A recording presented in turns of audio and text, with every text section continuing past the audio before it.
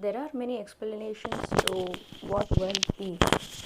Wealth is happiness, wealth is freedom, wealth is the power to make choices, wealth is the power to gain or obtain whatever you want in this objective world.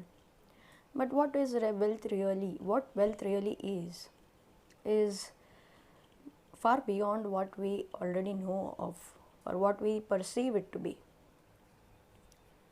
When we think of wealth uh, in the long run, when we talk about sustained wealth, then the question arises of how do we really define wealth? Because the kind of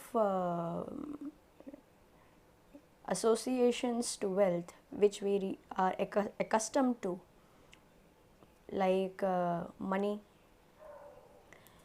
and the other possessions like luxury, or those things that help us to live a luxurious life and say, or that which increases the degree of comfort in our life, is what we are really habituated to associate with wealth. But these things don't really sustain for a long period of time, and that is why we come across the term called as ups and downs in life. So there is a phase wherein we think everything is going the way we want, and we say that we are rich, we are healthy, we are happy, we have everything that we want, our dreams and wishes are coming true. And there is another phase where the opposite goes on, and which we define as struggle or frustrations, hard work and no pay. So the human mind is somewhat has accepted that there is going to be a high phase and a low phase. But is that really true? Can there not be richness all the while? Can it never be that there are no ups and downs, that we are smooth sailing all the while throughout our lives, and we are living a life of health and abundance and richness and prosperity and material exuberance, plus mental peace, mental health and effortlessness? Is this all not possible? Is this too much of a dream come true? Now, to answer these questions, we really have to get down to the basics, get down to the deeper roots of our understanding about what wealth really is. And here, if we want to be authentic and say, put our finger right and say that this is what it really means, then we have to take help of authorities, and there can be no better authority than the Creator Himself. So, what we really call authentic must come from the Creator of this universe, because everybody else, all of us are, and all our activities are governed by the universal laws. And who gives us the universal laws? The Creator. So, the moment we try and understand the universal laws which govern the universe and the cosmos and our activities and our life, then and there we are able to move on the path of effortlessness. In Sanskrit or Sanskritam, wealth is referred to as artha, and artha can be said to have different meanings in different contexts. Artha is, the literal meaning of artha is that which gives meaning, meaningfulness. So, artha is also said to be one of the purusharthas or objectives of human life, one of the main four objectives of human life. The first is dharma, second is artha, third is said to be kama, and fourth is said to be moksha. Now this need not be necessarily in this order, but these are the four main human objectives or goals. So artha is that which lends meaning or purposefulness to human life, and wealth forms a part of this human objective or goal. Therefore, wealth is not restricted to the comfort and happiness of one individual or his kith and kin. So artha, that which gives human life a greater purpose or meaning, extends his or her contribution towards the greater interest of everybody, to the greater interest of the universe. And because the universe has certain universal laws, that by which the entire universe is made comfortable, is made happy, is also that which makes the individual happy. So one for all for one. That is the universal law here. So the more we want to become rich, we want to reflect the same to the entire universe around us. So we start locally and then go global. So here again the stress or emphasis is on effortlessness.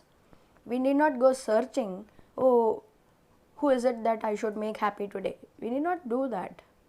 There are a lot of avenues and opportunities right nearby in our neighborhoods.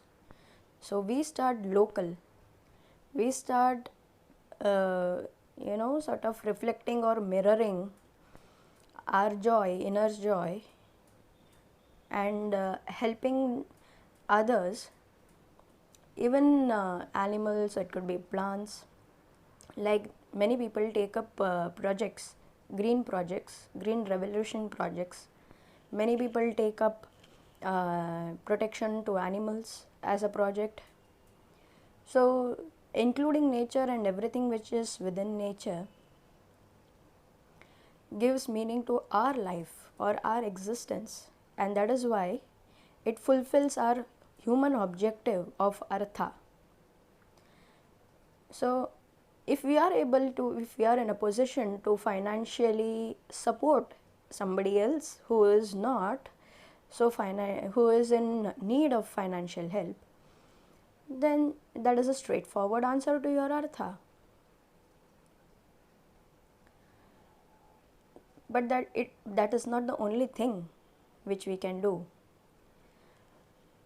So therefore, wealth is a network woven like a cloth, woven of threads. So there is a interlink of one to the other, one to the many, and many to the one. So here what we are really looking at is conscious living. When generally people or experts talk about wealth, or financial consultants talk about wealth, they generally say put your money here, put your money there, invest here, invest there, this is going to be the right decision for you, this is how the money will grow. But what we fail to recognize here is conscious living, which is a very important part of making wealth. If you do everything right and forget on this one small thing as conscious awareness, then there is a great problem. Your wealth will not be sustained. Yes, you will get returns, but you will have a loss eventually. You might have to spend it on hospitalization, or you might have to sort of suffer losses, or there will be a heavy downpour and everything might get washed out, or any other natural calamity you might face. So one way or the other you would suffer and you would have to see a loss there, and you would not know why it happened. So that is exactly why we question ourselves, why me? Why am I facing so much of a problem? And the answer to that is we have forgotten to live consciously.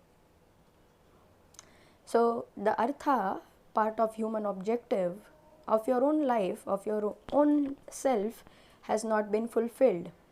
So that is the indicator that you have to work a little bit harder in the sense not stressing out, a little bit more aware, a little bit more conscious of how we deal with or equate ourselves with the things around us. So money does not really accumulate by holding on to it. Money multiplies because we distribute it. So here we don't have to actually get into the argument of capitalism, communism, or what way of society or economical strategy or operational mode we are getting into. What we have to here really understand is the core of how the universe functions. So the universal principle here is mirroring or reflection. Whenever you stand opposite a mirror, what you see is yourself. So if you have an expression of joy, that is what is reflected back to you. You see somebody in the mirror is happy, means you are happy. So getting the point? I think the point is coming across to you.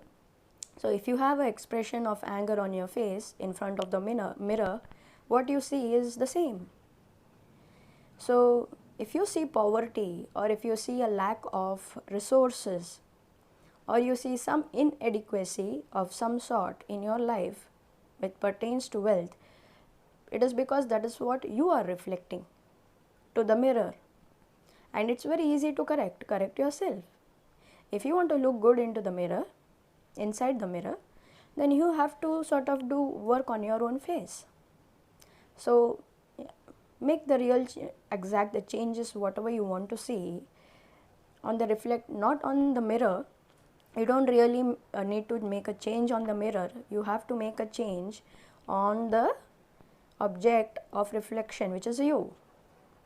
You are the object of reflection. Therefore, whatever you want to see happening is what you have to allow to flow across. And here it doesn't matter whether somebody is related to you, is known to you, or unknown to you. Wherever you find a need for something and you know that you can fulfill the need, please go ahead and do it. That will fulfill your purpose of human existence. That will fulfill your artha bhava. When we many of us also believe in astrology, and the moment we find some struggles in life, we seek astrologers' help. So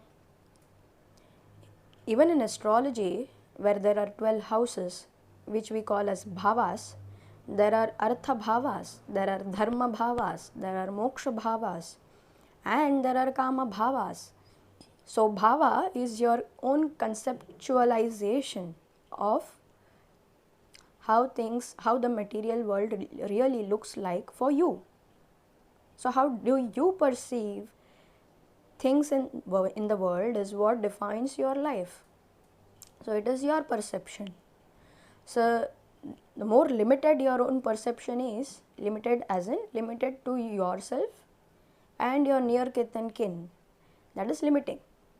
So when we limit ourselves to a certain entity, then all our resources are also limited to that extent. The moment we start to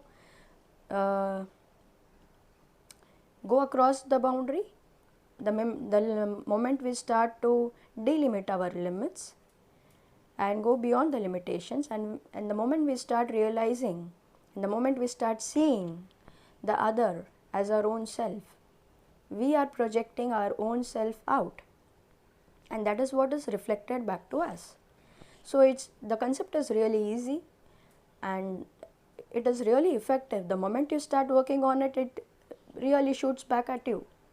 you don't have to really wait for a long time. You can immediately see the results happening the moment. And the easiest example, practical example which I can give you is you sitting in a compartment in a train or a plane or wherever you're traveling with strangers.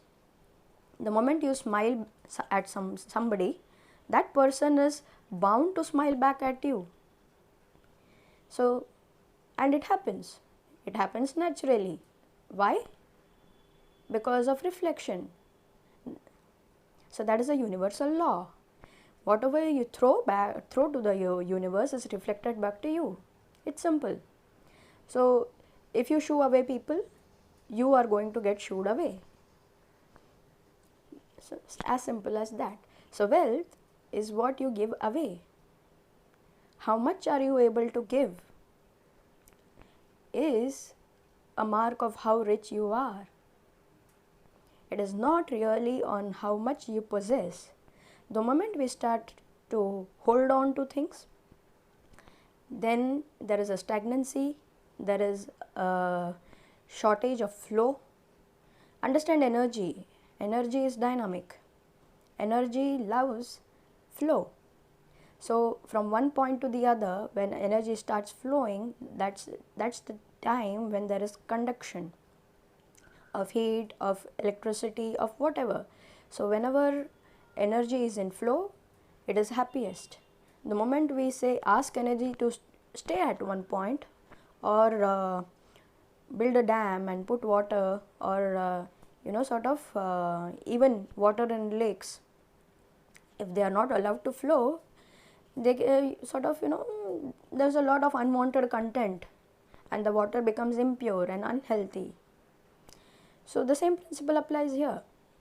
Everything in when we are in the mode of conscious living, we see everything as a pattern of energy, and energy when stopped or stagnated becomes very uncomfortable in itself, and therefore you start seeing problems in your manifested world. Therefore, let's understand wealth as not just something that we have to work hard towards, or make a lot of effort or strain, even to build a house. If we want a house to be built, then we should make sure that we build houses for others. It could be pigeons, it could be sparrows, it could be even an ant or the bees. The earlier days in my childhood, I used to see the small bees, bumblebees. They used to come and collect mud, paste it on the walls in our house, and live in those mud walls that they built for themselves. So, but due to lot of progress these days, that we have posh apartments and luxury all around us, these small creatures are not finding place for themselves. It's sad, and an straight example of imbalance in the ecosystem. So how do we really expect ourselves to live a luxurious life? We are bound to lose our mental peace. We are bound to lose our humanity, the touch of humanity, in an attempt to make our lives good or better or progressive. So let's change our perception of wealth. So instead of consulting financial advisors on how to get rich, I have given you a very effective and cost effective. You don't have to shell even 1 ounce of rupee for this. So I have given it all free of cost to you. Take it. It really works because I have seen it work myself. And share your experience so that we all get to know, we all build a network around this. Artha Bhava. And now you know what astrologers really do. They are making money for themselves, right? But you know that it is not going to stay with them longer after you watch this video.